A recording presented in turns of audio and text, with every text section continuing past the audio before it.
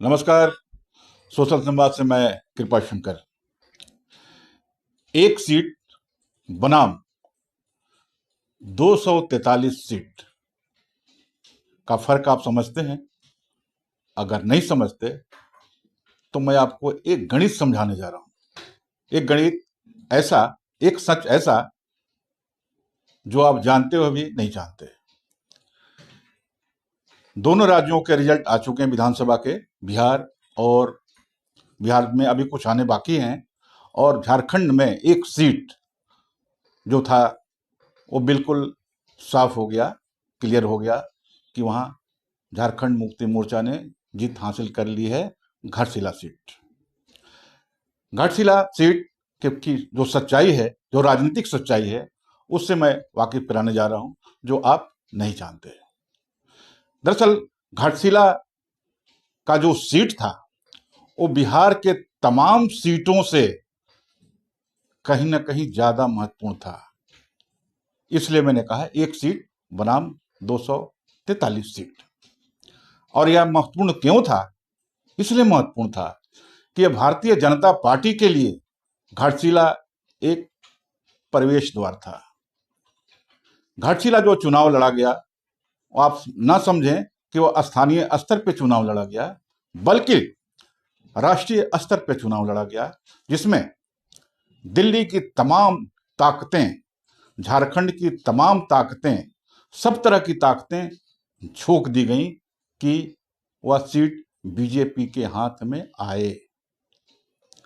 इसलिए आपको ध्यान दिला दें कि जैसे ही बिहार चुनाव के दरमियान झारखंड मुक्ति मोर्चा को सीटें नहीं दी गई, जिसके कारण झारखंड मुक्ति मोर्चा ने वहां से सीटें वापस ले ली और वह चुनाव में नहीं लड़ा, भागीदार नहीं बना, तो अफवाह यह उड़ा कि बिहार चुनाव का रिजल्ट आते ही झारखंड मुक्ति मोर्चा महागठबंधन से अलग हो जाएगा, और संभवतः यह भी कि झारखंड मुक्ति मोर्चा बीजेपी में शामिल हो जाएगा। यह बहुत महत्वपूर्ण घटना थी, यह अफवाहबाजी थी, अफवाह था। और इसलिए हमने सीधे तौर पे घाटशिला के चुनावी मैदान में पूर्व मुख्यमंत्री मधु कोड़ा, मंत्री अमर बावड़ी और झारखंड मुक्ति मोर्चा के हेमलाल मुर्मू से पूछा कि आखिर इसका राजपास क्या है, इस तरह की बातें क्यों उड़ रही हैं, क्या संभव है? वे लोग हंसे और मैंने उनके हंसने का राज बताया। सवाल पूछा तो फिर भी हंसे वो। ऐसा संभव नहीं था, शायद वे कह रहे थे। दरअसल मैं आपको सच बताऊं कि भारतीय जनता पार्टी का दिल्ली का घाटशिला चुनाव महत्वपूर्ण क्यों था।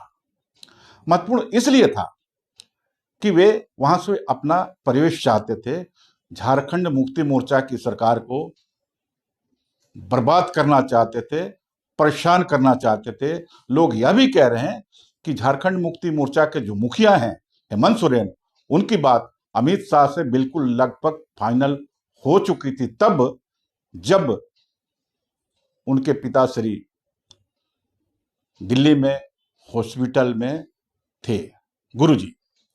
ऐसा भी अफवाह उड़ाया गया, लेकिन इस अफवाह के खंडन करने वाले लोग ज्यादा थे और ये अफवाह ही रह गया। इसलिए आपको याद होगा कि घाटशिला के मूसाबनी में चुनावी रैली को संबोधित करते हुए हेमंत सोरेन ने कहा कि यह दरअसल बाजीगरों की लड़ाई है, राजनेताओं की लड़ाई उन्होंने नहीं कही, यह व्यापारियों की लड़ाई की कही। और यह कहा कि वे व्यापारी अभी आपका पैर छुएंगे और फिर जीतते ही आपकी गर्दन पकड़ लेंगे। यह मूसाबनी के चुनावी मैदान में हेमंत सोरेन ने कही। दरअसल इसके पीछे खेल यह था कि आपको जानकारी हो कि मूसाबनी, झारखंड के मूसाबनी और घाटशिला के इलाकों में करीब लगभग 6 से 8 फैक्ट्रियां बंद हैं। वे फैक्ट्रियां सोने की हैं, खदान है, पन्ना की हैं, जो बरसों बरस लगभग 20 साल से ऊपर हो गए, उनकी नीलामी नहीं हुई और उन खदानों पे भारतीय जनता पार्टी की नजर है। ये आपको चौंकाने वाली बात बता दें कि जैसे ही वहां हम इंटर करेंगे, प्रवेश द्वार होगा, हम उन खदानों की नीलामी करेंगे और उसको जैसे वे कारोबार करते हैं, आप इसको उड़ती हुई भाषा में कह सकते हैं, आम जनता की भाषा में कह सकते हैं कि लूटेंगे, तो जाहिर सी बात है कि वे लूट लेंगे। दरअसल इसीलिए झारखंड मुक्ति मोर्चा और हेमंत सोरेन पूरे दमदार तरीके से वहां लड़े और पूरी पार्टी लड़ी और बीजेपी को घूसने नहीं दिया। और इसके समझ लीजिए कि चंपई सोरेन उसके शिकार थे, भारतीय जनता पार्टी के केंद्रीय नेतृत्व के शिकार थे। काफी पैसे खर्च हुए, जितने खर्च हुए बहुत मुश्किल है उसका हिसाब लेना कि किसी भी तरह से वहां एंट्री हो जाए भारतीय जनता पार्टी की, लेकिन एंट्री नहीं हो पाई।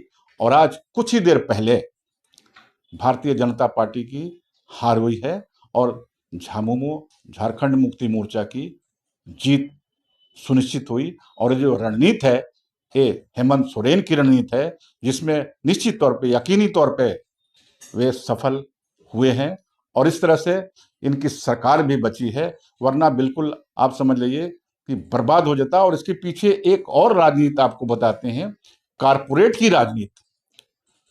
दरअसल सरकार के पीछे, केंद्रीय सरकार के पीछे जो के कारपोरेट की जो राजनीति है, जिसको लोग राष्ट्र सेठ बोलते हैं, राष्ट्र सेठ भी साथ उनके थे और प्लानिंग यह थी कि हम घाटशिला में घुसे और फिर वहां उद्योग शुरू करें, खदानों पर नजर रखें।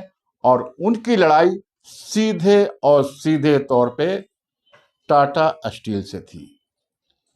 जब वे घुसते घाटशिला में, जहां वो वहां काम करते, उद्योग पे काम करते, खदानों पे काम करते, तो जाहिर सी बात है कि टाटा स्टील को भी वे प्रभावित करते और उनसे भी व्यापारिक लड़ाई करते। यह लड़ाई संभवतः, इस बात को हेमंत सोरेन समझते थे, बाकी लोग भी समझते थे और रणनीति बना के बिल्कुल आप समझें कि सिर्फ एक उम्मीदवार को नहीं हराया गया घाटशिला में, बल्कि एक पार्टी को हराया गया है।